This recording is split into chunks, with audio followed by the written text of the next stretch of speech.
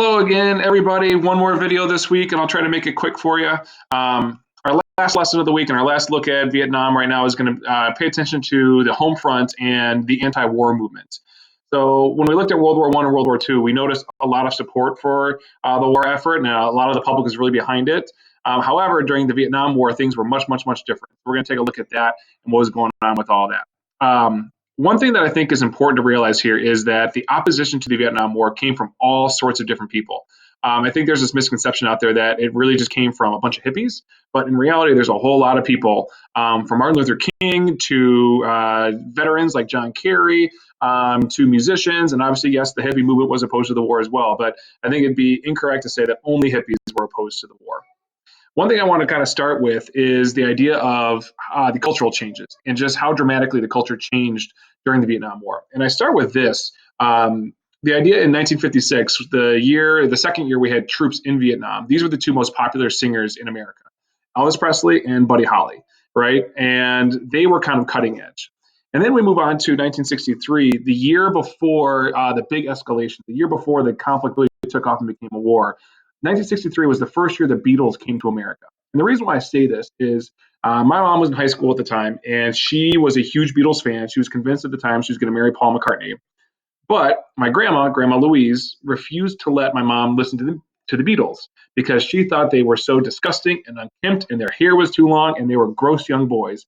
And so my mom was not allowed to listen to the Beatles inside my grandma's house. That was as of 1963 when my grandma said, no, you're not allowed to watch them or listen to them.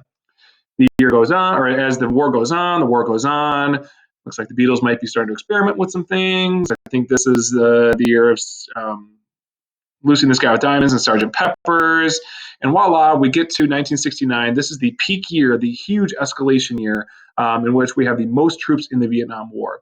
And you kind of get a sense of, from Buddy Holly and Elvis Presley, and then all the way through the escalation of the Vietnam War, when these guys in 1963 were too gross and disgusting for my grandma to let my mom listen to the Beatles. And then you see what is acceptable fashion in the United States at the peak of the Vietnam War. 1969 is also the year of Woodstock.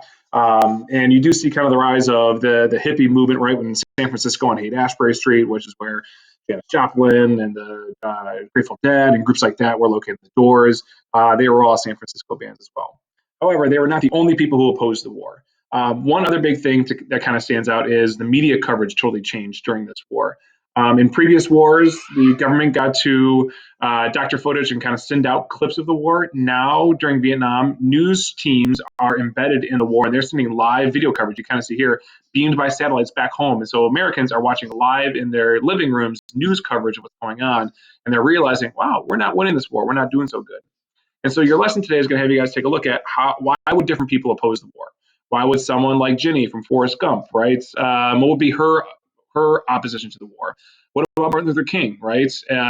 He was assassinated in 1968, one of the biggest years in the war. Why would he be a vocal critic of the Vietnam War? We know him as a civil rights leader. How does that associate to his opposition to the war? And last but not least, what about veterans, right? What are veterans going to say when they return home? And what is their critique and their opposition to the war going to be? So that's what we're going to take a look at today as you think about all the reasons people oppose the Vietnam War outside of just the hippie movement. Here's my little guy. Coley's coming to say hello. You say hi, Coley? All right, you guys have a great weekend, and we'll see you next week. Bye.